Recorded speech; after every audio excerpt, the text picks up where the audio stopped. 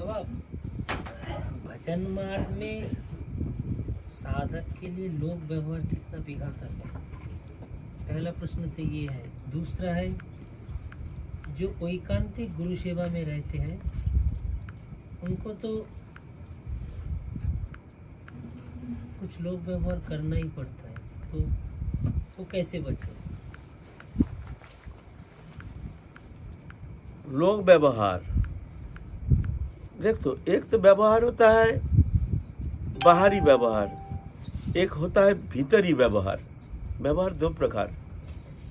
एक तो दिल से बात करते हैं, जैसे बाजार में जाते हैं हम, बाजार लगा हाट, हजारों लोग इकट्ठा होते हैं, वह हमारा लोक व्यवहार है।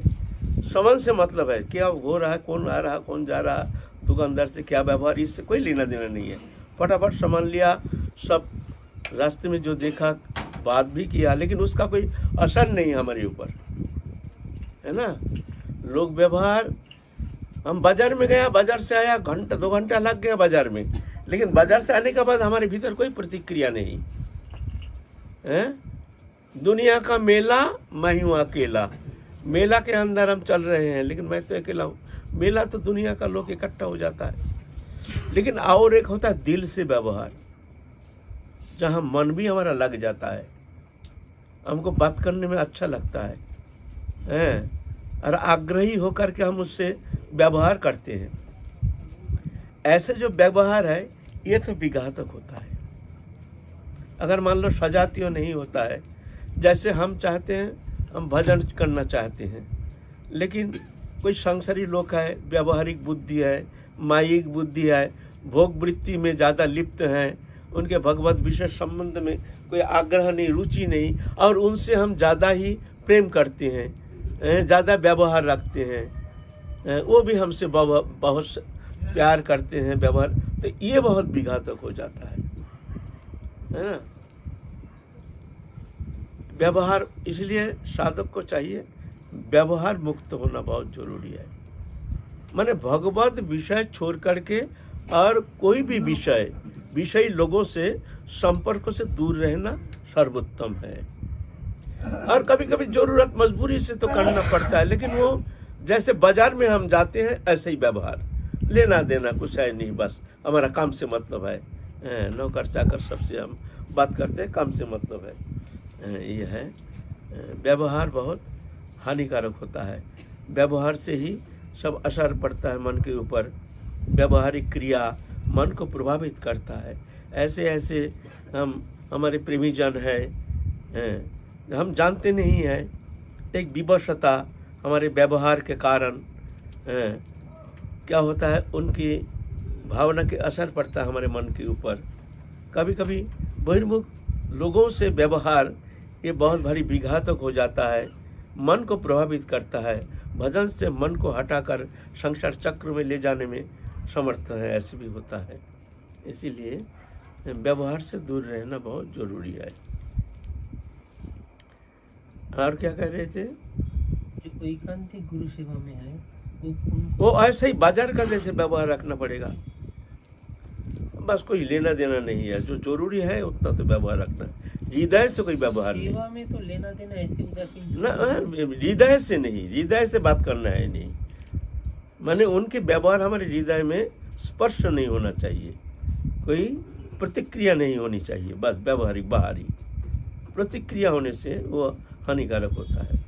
वस्तु सान्निध्य में आने से कुछ तो असर पड़ेगा ही। वो व्यवहारिक होना चाहिए, माने भीतर हार्दिक नहीं होना चाहिए। इस तरह से आश्रम जीवन में गुरु सेवा में रहने से हम कोई व्यवहार मुक्त तो रहेंगे, किसी से कोई संपर्क नहीं रखेंगे, संबंध नहीं रखेंगे, ऐसा थोड़ी गुरु सेवा होता है। जो भी गुरु सेवा किए हैं इस तरह से सब व्यवहार के माध्यम से ही उनको निर्लिप्त होकर के भजन में एक निष्ठा लेकर के आगे बढ़ने के लिए प्रयास करना चाहिए। कठिन तो है, गुरु सेवा सबसे कठिन है और सर्वोत्तम साधना है।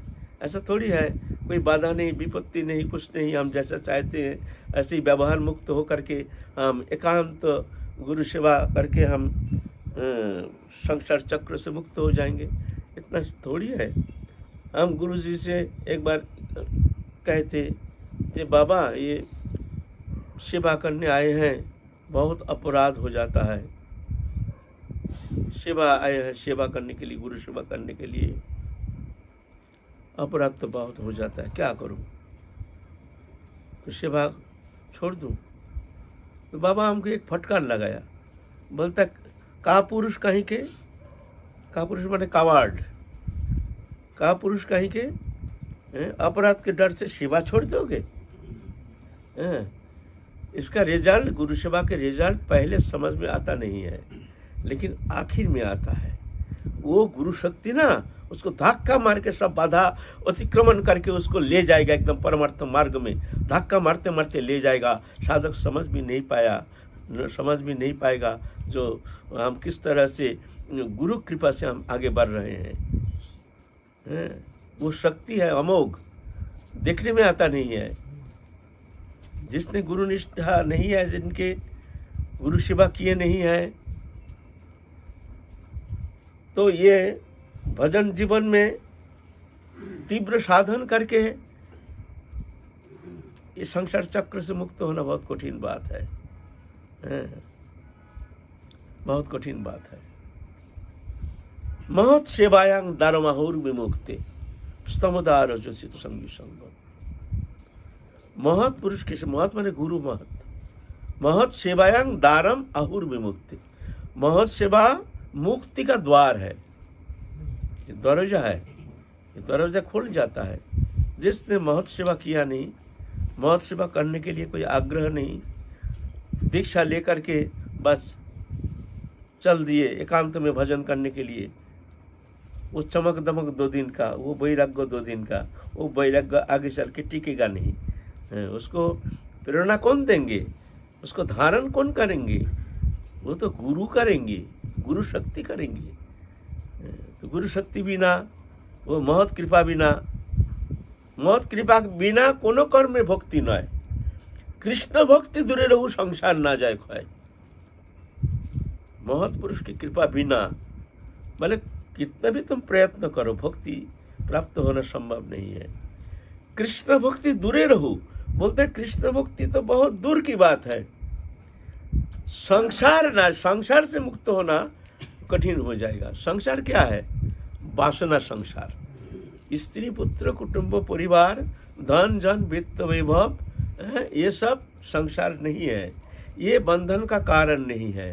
वासना, ये वासना ही संसार का जड़ है। भीतर में जिसका वासना है, भोग वासना, वो संसारी है। तो उससे मुक्त होना ही कठिन हो जाएगा। जब तक भीतर से वो वासना रूपी बीज नष्ट नहीं होता है, तब तक जा करके तीव्र वैराग्य होना संभव नहीं।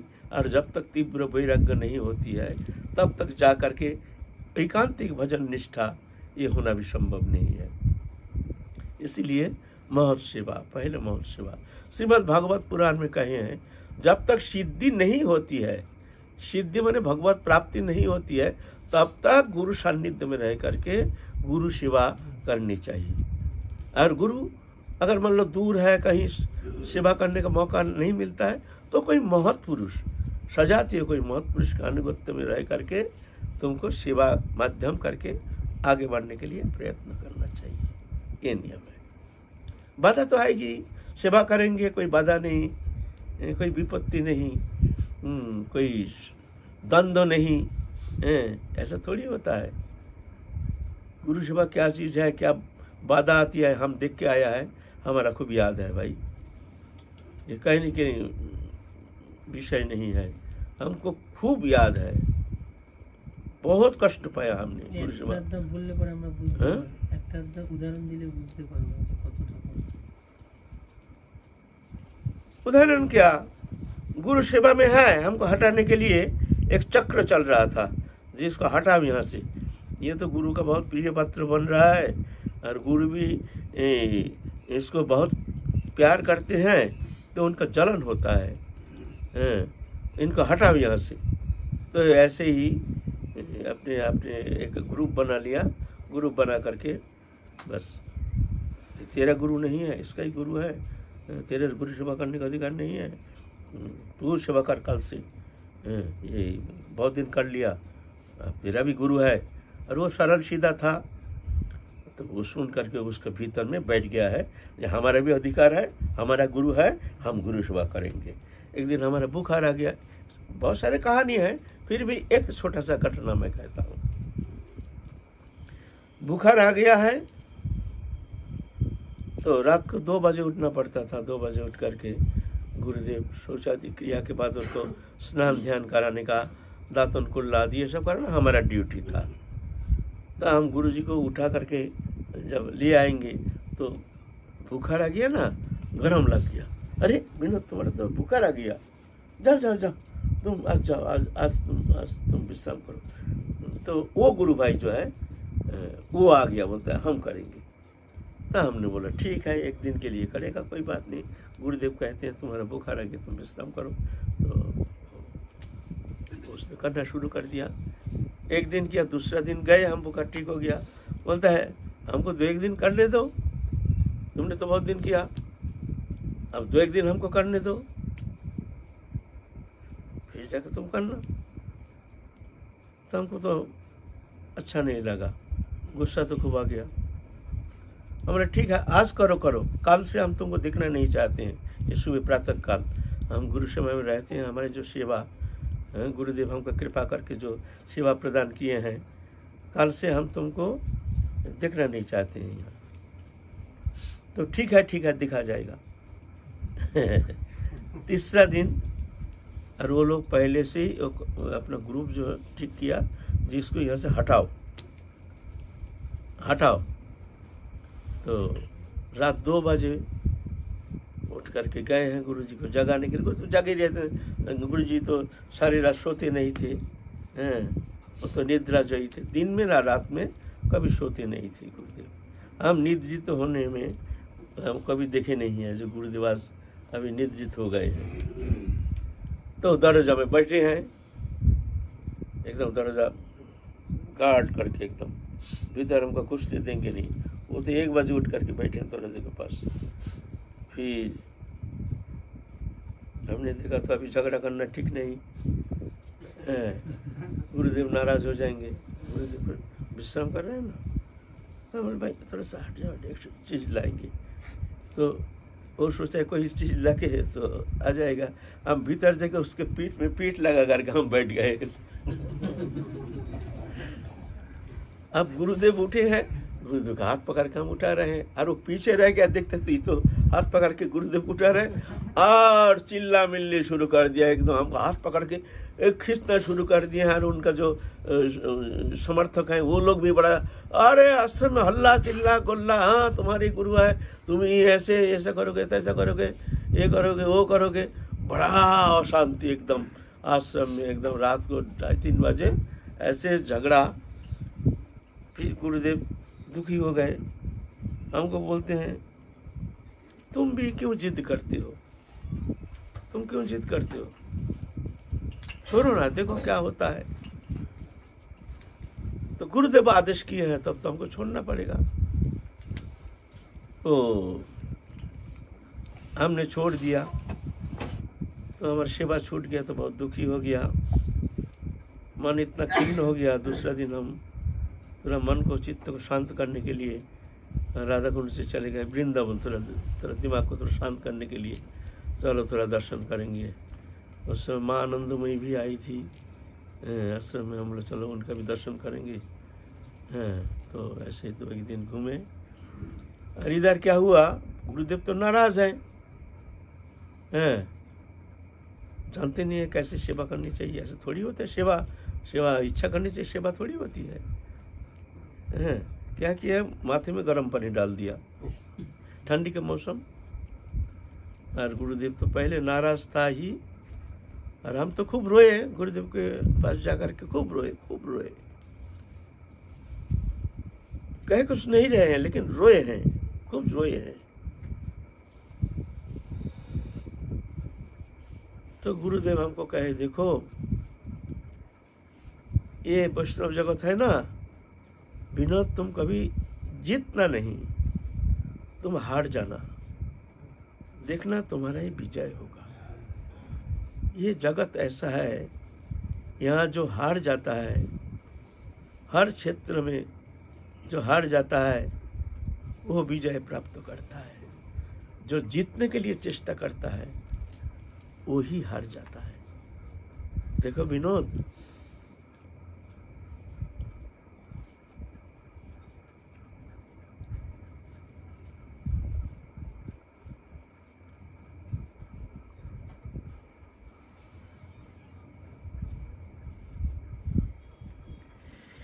हम लोग तो सब हार के ही यहाँ आए हैं। ये शब्द हम लोग तो हर तरह से हार करके ही यहाँ आए हैं। आज क्यों जीतने का चेष्टा? हम तो सब हार चुके हैं ना। जब हर तरह से हार जाता है तभी जाके शरणागति होती है। जब तक दम रहता है, हम रहता है, तब तक दम रहता है। जब तक दम रहता है, तब तक ही गम रहता है। तब तक ही साधक आगे बढ़ना उसके लिए कम रहता है। उसके आगे बढ़ना उसके लिए मुश्किल हो जाता है ना। हम लोग समर्पित क्यों हो नहीं पाते हैं? अहंकार अभिमान, हारते नहीं है ना, विजय प्राप्त करना चाहते हैं। हर स्थिति में भजन करने आए हैं, यहाँ भी कंपटीशन, यहाँ भी कंपटीशन। उससे हम अच्छा है, उससे हम अच्छा है, वो क्या जानता है, वो क्या जानता है, वो क्या जानता है, यहाँ भी कंपटीशन। तो हर तरह से जब हार जाता है तभी जाकर के शरणागति होती है। शरणागति ऐसे थोड़ी होती है। तो गुरुदेव कहते हैं देखो हम लोग सब हार करके ही यहाँ आए हैं। आप क्यों जीतने का चेष्टा कर रहे हो?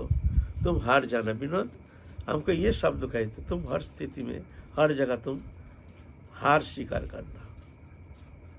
तो हम भी खूब रोए, गुरुदेव का आँख भी चला गए एकदम। ये शब्द सुन करके एकदम ठीक है। हम तो वृंदावन गए, वृंदावन जाके आए तो गुरुदेव तो हमको बहुत स्नेह करते थे, हम जानते हैं। फिर उसको तो बहुत फटकार दिया, सहन नहीं किया गया गुरुदेव से। बड़ा फटकार दिया, काल से तू आना नहीं एकदम हमारे पास, काल से तू एकदम हमारे पास आना नहीं। गुरुदेव से सहन नहीं किया गया है। हम तो कुछ कहा नहीं, झगड़ा नहीं किया। फिर वो ही कहा जाओ तुम जाना सेवा करने के लिए। तो इस तरह से बहुत सारे द्वंद्व संघात, नाना प्रकार विक्षेप ये आती है भजन जीवन में।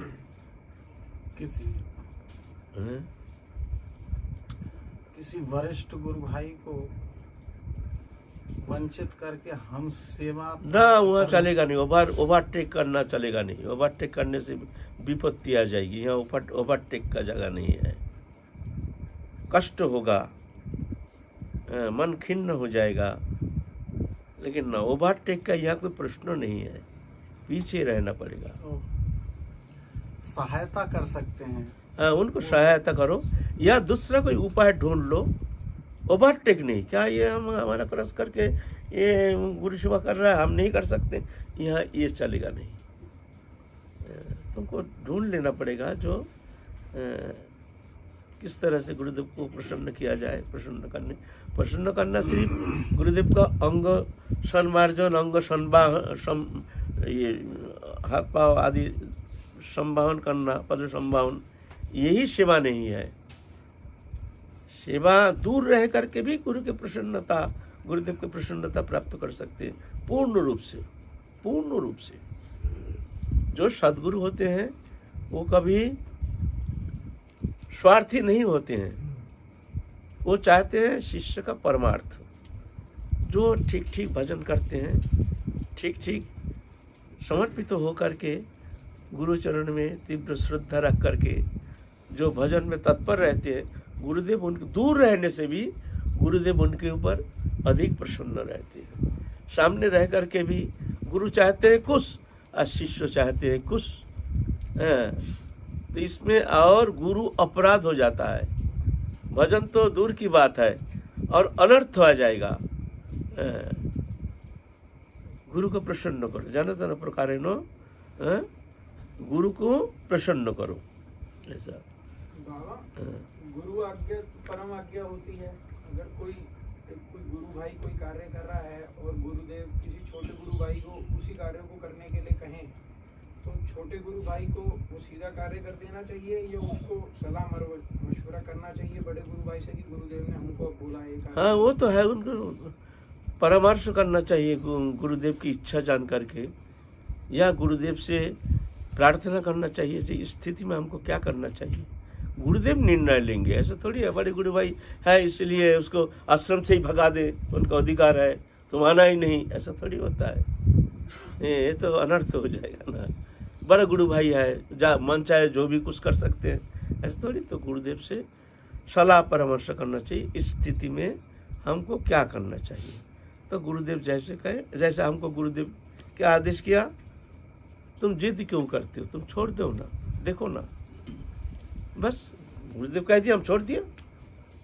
लेकिन फिर हमारे हाथ में आ गया, अंतिम काल तक गुरुदेव के वही सेवा हम ही रहे, पूर्ण रूप से एकदम संपूर्ण सेवा गुरुदेव हमको ये अधिकार प्रदान किए थे। एक सेवानिष्ठ साधक, एक गुरु भाई तो पूर्ण रूप से गुरु की सेवा में तत्पर है और उनको सेवा प्राप्त भी हो रही है गुरु जी की। और उसी लेवल के कोई साधक वो चाहते हुए भी सेवा नहीं कर पा रहे, देश काल परिस्थिति, तो क्या वो सेवा से वंचित होने के कारण उस सेवा का जो फल है उसको प्राप्त तो नहीं कर पाएंगे इच्छा रहते हुए? ऐसा थोड़ी है, सेवा का माने ही नहीं जानता है।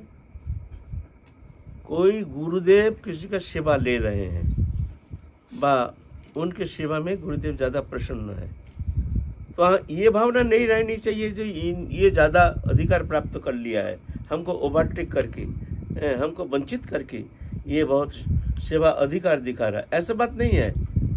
ऐसा हो सकता है उनकी सेवा से गुरुदेव प्रसन्न है, सभी तो करते हैं, कोई कोई है ना किसी किसी का सेवा जिससे गुरुदेव बहुत प्रसन्न हो जाते हैं। तो उस स्थिति में ये जिद नहीं करना चाहिए कि ये सेवा कर रहे हैं, हमको सेवा मिल ही नहीं रहा है। हम तो पहले ही कहें गुरुदेव का अंग संवाहनी प्रधान सेवा नहीं, सेवा माने प्रसन्नता। गुरुदेव जैसे प्रसन्न होते हैं ऐसे आचरण करना चाहिए, चाहे दूर रह करके भी अगर गुरुचरण में निष्ठा रख करके तीव्र भजन करते हैं, गुरुदेव जैसे कहते हैं ऐसे आचरण करते हैं, तो गुरुदेव पूर्ण रूप से उनके ऊपर प्रसन्न रहते हैं। मैं अपनी बात कह रहा हूँ, हमारे यहाँ बहुत सारे हैं जो सेवा करते रहते हैं, लेकिन ऐसे हैं दो एक जन जो हमारे पास आते नहीं, कभी कभी आते हैं, हम बहुत प्रसन्न है उनके ऊपर, बहुत प्रसन्न है, नहीं आने से भी हम प्रसन्न है। स्वाभाविक प्रसन्नता तो बनाया नहीं जाता है, प्रसन्न हो जाता है। और प्रसन्नता कारण है सेवक खुद स्वयं, उनके आचरण ही उनको प्रसन्न करने में समर्थ हो जाते हैं। स्वाभाविक प्रसन्न नहीं होते हैं। हम तुम्हारे ऊपर प्रसन्न है कि अप्रसन्न है, तुम्हारे व्यवहार के कारण, तुम्हारे आचरण के कारण, तुम्हारे श्रद्धा के कारण, तुम्हारी निष्ठा के कारण ऑटोमेटिक स्वाभाविक प्रसन्न हो जाते हैं। तो ऐसे प्रसन्नता संपादन करो, गुरु को प्रसन्न करो, तो फिर जाके कृपा हो जाएगी। गुरु के सान्निध्य में रहकर चरण दबाने से ही गुरु सेवा नहीं होती है। कभी कभी उसमें अनर्थ हो जाता है, देखा जाता है गुरु उसमें रुष्ट हो जाते हैं। एक तो कहानी हासी का, एक तो कहानी सुना है, एक तो हासी का कहानी सुना है। दो मूर्ख शिष्य गुरुदेव गए हैं, तो दोनों शिष्य में लड़ाई। तो गुरुदेव विश्राम कर रहे हैं, चाहते नहीं हैं हम विश्राम करेंगे, अभी चले जाइए यहाँ से। एक जन आके कहते हैं गुरुदेव हम आपकी चरण सेवा करें, चरण सम्मान करें। बाबा थोड़ा सा आदेश कर दिए, बाबा थोड़ा सा आदेश कर दिए, हम आपके थोड़ा चरण दबाएं। गुरुदेव की इच्छा नहीं, अच्छा ठीक है भाई दबा। तो और एक जन शिष्य देख करके उसका जलन हो गया, अरे वो दबा रहा हम भी नहीं दबाएंगे, हमको भी दबाना है। वो आके कहते हैं भाई गुरुदेव हम भी आपको चरण दबाए। अरे वो तो दबा रहा है, गुरुदेव हमको भी थोड़ा सा सेवा दीजिए। अच्छा ठीक है, तू ये पाम दबा और तू ये पाम दबा।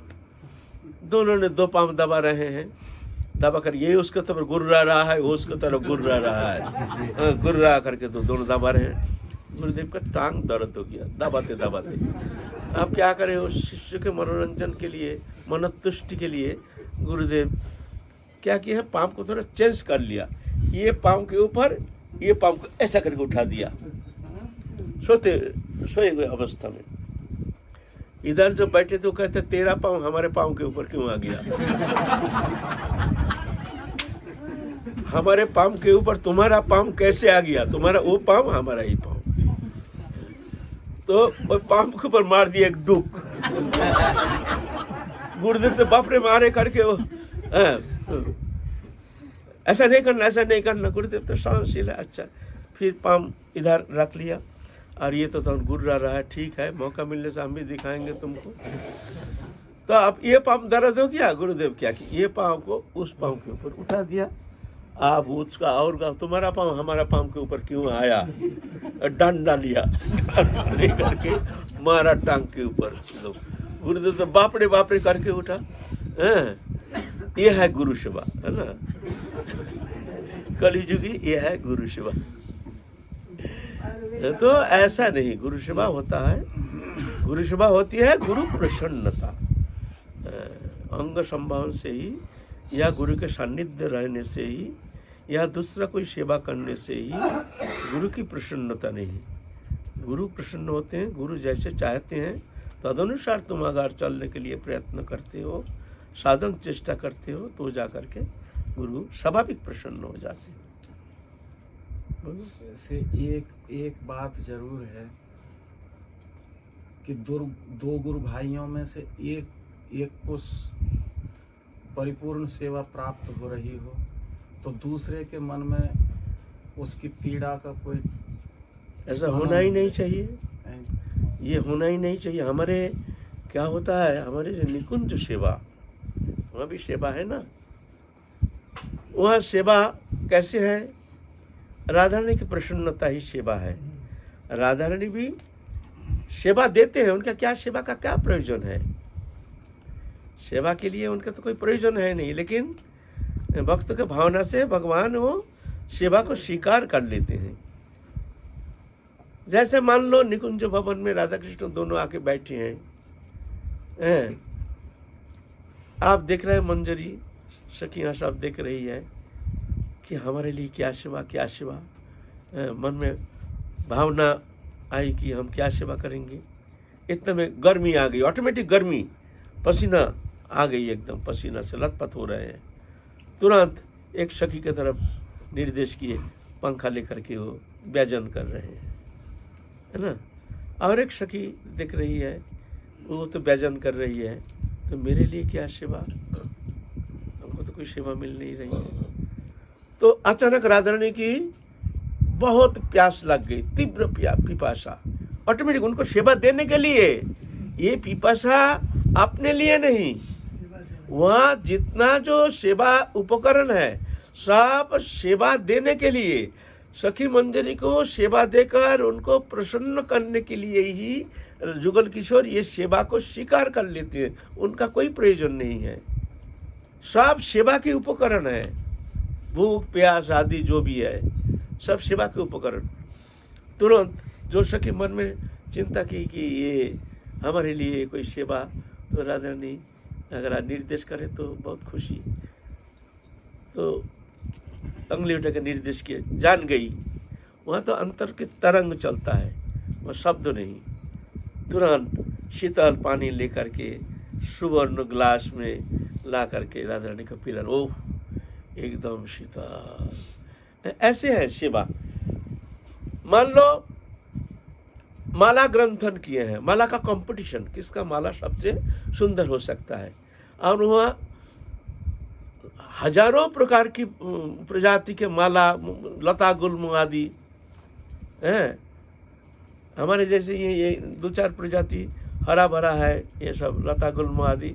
वहाँ ऐसे नहीं, लता गुल्म का रंग भी अलग अलग, सोने का रंग, तांबे का रंग, बादल का रंग, चांदी के रंग, ऐसे अलग अलग रंग के लता गुल्म फूल भी हजारों प्रकार के शरद ऋतु विद्यमान हुआ। जोगमाया के द्वारा कृत ये सब सुंदर सब उपकरण, जिसके द्वारा लता गुल्म से जो फूल होता है, वो फूल के द्वारा माला निर्माण करते हैं। अब माला का कंपटीशन हो रहा है, किसका माला सबसे सुंदर है ना। सब ला रहे हैं माला, कंपटीशन माला, किसका माला सबसे सुंदर पहने। ओहो हो, सब सखिया हाथ ताली दे रहे, ये एक माला ग्रंथन करके लाए, आहा क्या दिव्य माला। फिर और किसी को सखी को पहना दिए, फिर दूसरा एक जन सखी, ओहो हो ये तो और अद्भुत माला। सब सखी भी सब हाथ ताली दे रहे हैं, माला कंपटीशन। एक मंजरी माला लाई, एक अत्यद्भुत माला।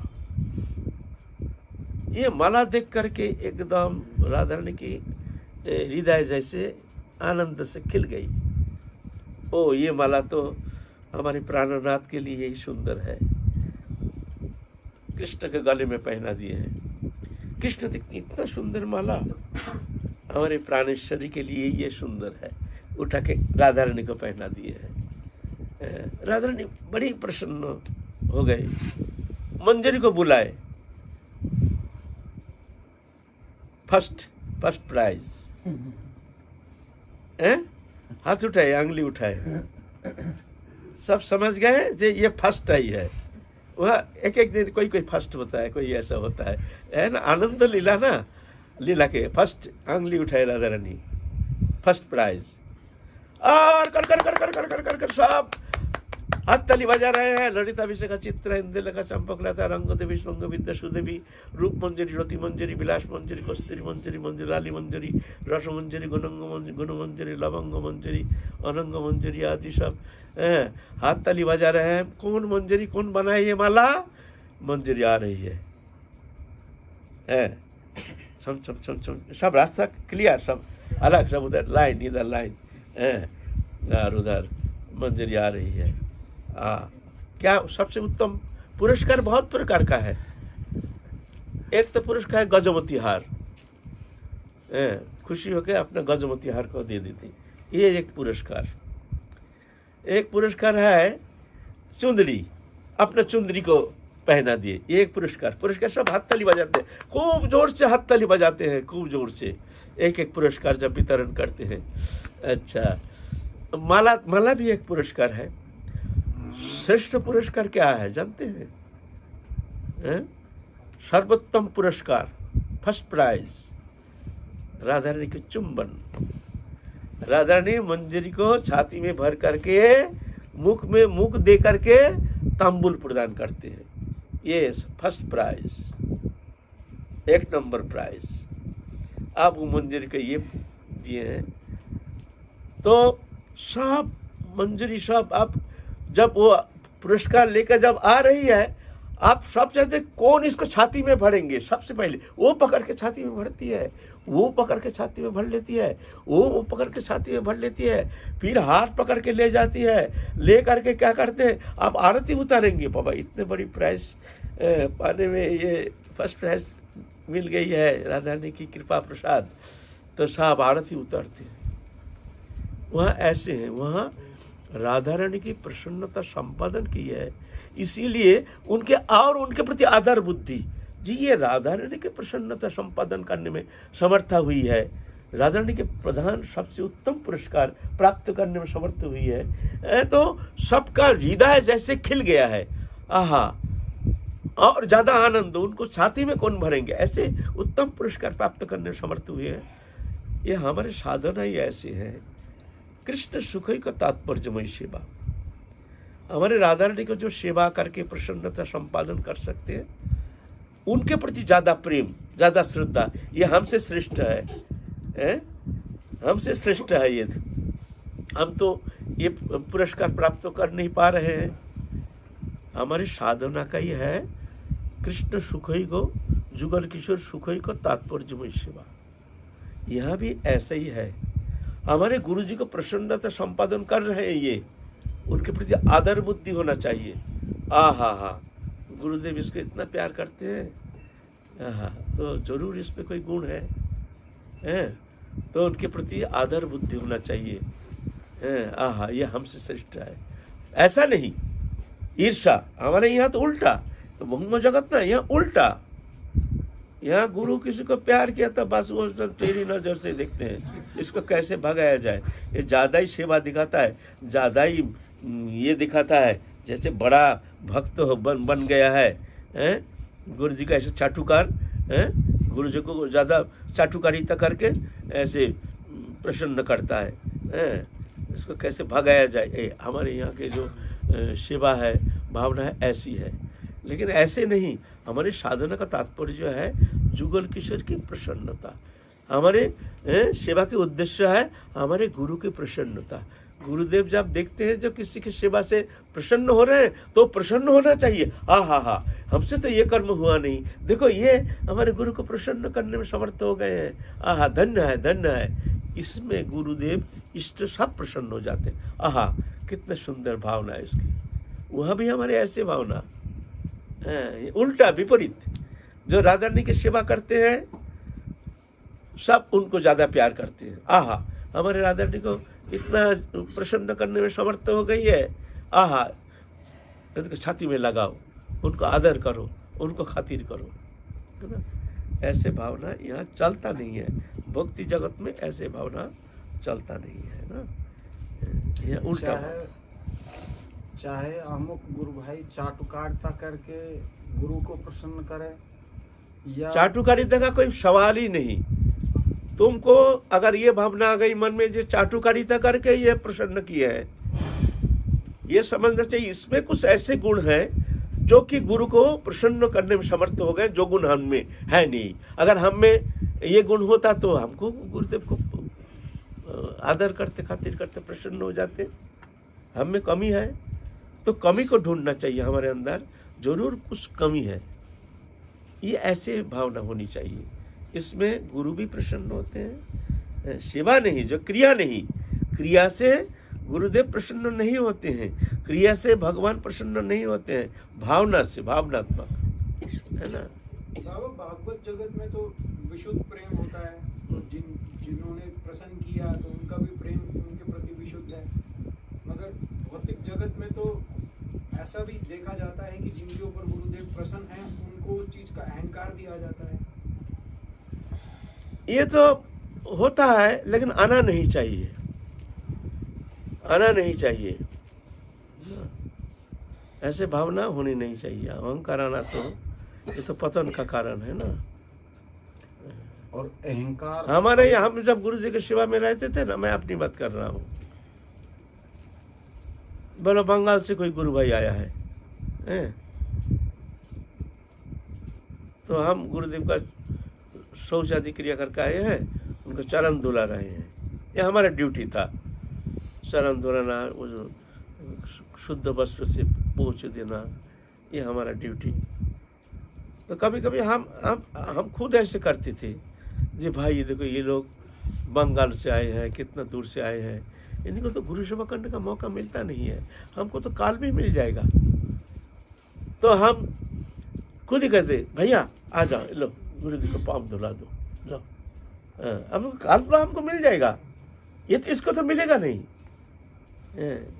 कभी तो ये थोड़ा सेवा मिलनी चाहिए। তো ও আগে খুব এই চৈতন্যদের ঠাকুর আছে না রাধাকুণ্ডের, জিজ্ঞেস করে এই জন্য আমাকে ভালোবাসে। ওরা যখন গৃহস্থী ছিল তো ওই সময়ও ওই আমি এইভাবে সেবা দিতাম, তো ওই জন্য আমাকে খুব বিশেষ ভালোবাসতো। वृंदावन दास, चैतन्य दास, ऐसा ये होना चाहिए, ऐसा होना चाहिए। यहाँ ये संकीर्णता का कोई स्थान नहीं, यहाँ भावनात्मक है, यहाँ क्रियात्मक नहीं, क्रिया प्रधान नहीं है, भावना प्रधान है। भावना स्वच्छ, निर्मल, सुंदर होना चाहिए। किसी के प्रति हीन भावना ये तो रहना ही नहीं चाहिए, है ना। अच्छा, जहाँ सेवक को अभिमान आता हो तो वहाँ तो व्यतिक्रम पैदा तो होगा ही, स्वाभाविक होगा। अभिमान आने से थोड़ा सा तो पतन का भी भय रहता है।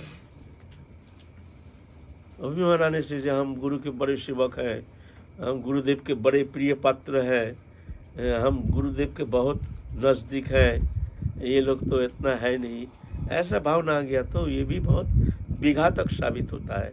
आगे चल के कभी कभी ये विघातक हो सकता है।